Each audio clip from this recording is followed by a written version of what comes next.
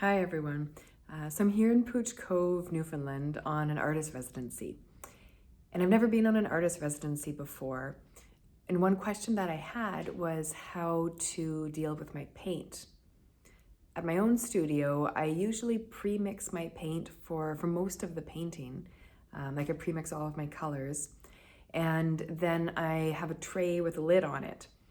And I put a little cup of clove oil inside the box of the tray and the lid. And the fumes from the clove oil help keep the paint from drying as fast. Now in a new studio, of course, though, I don't have this table, I don't have this tray. So I didn't really know how I was going to keep my paint from drying and how I was going to deal with pre-mixing paint actually for a fairly large painting where I can't actually pre-mix the paint for the whole thing, because it wouldn't make sense to pre-mix paint that I'd be using, days away.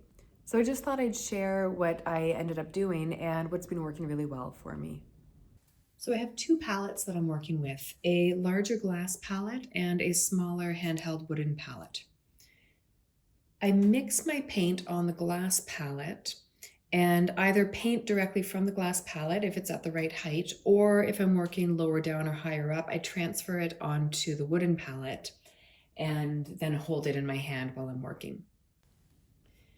At the end of the day, whatever piles of paint I have left here, of pre-mixed paint, you can see all of my just colors straight from the tube there, but all of my mixed paint, if there's any left, I transfer it onto the wooden palette, so it looks kind of like what you're seeing now, and I put it in the freezer.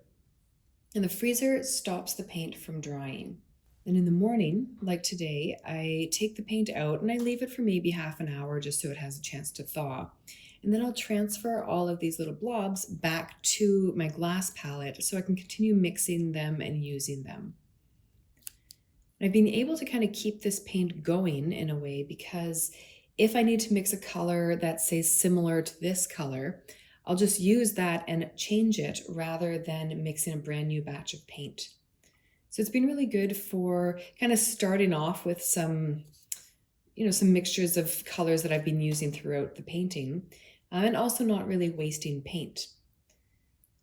And because I've been painting every day, the paint doesn't really have a chance to dry and go too stale, because you don't want to really use paint that's already started to dry. But each day I'm adding fresh paint into this and using a lot of it up.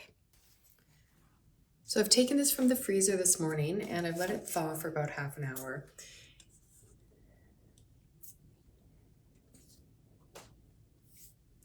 And then I just transfer my paint blobs to my working palette where I'll be mixing paint.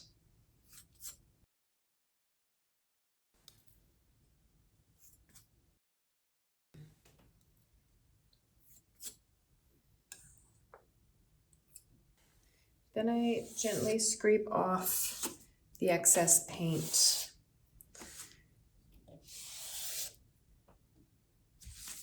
from the wooden palette.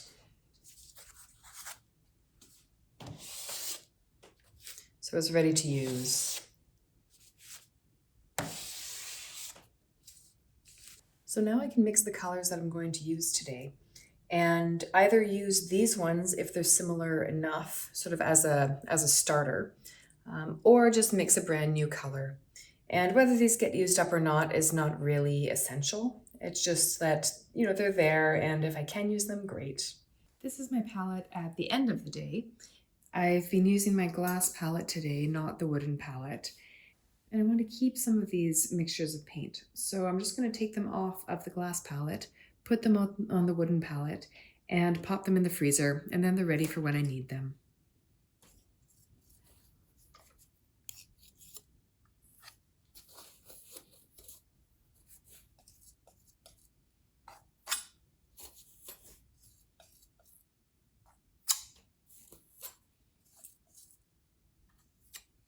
So I've taken all of the bigger blobs of paint and put them on the palette. And now I'm just going to scrape off the rest of the paint with a paint scraper, and then I'm ready for the next day. So that's how I've been organizing my paint mixtures and storage while I'm on residence in Pouch Cove. I hope you found that helpful, and thanks for watching.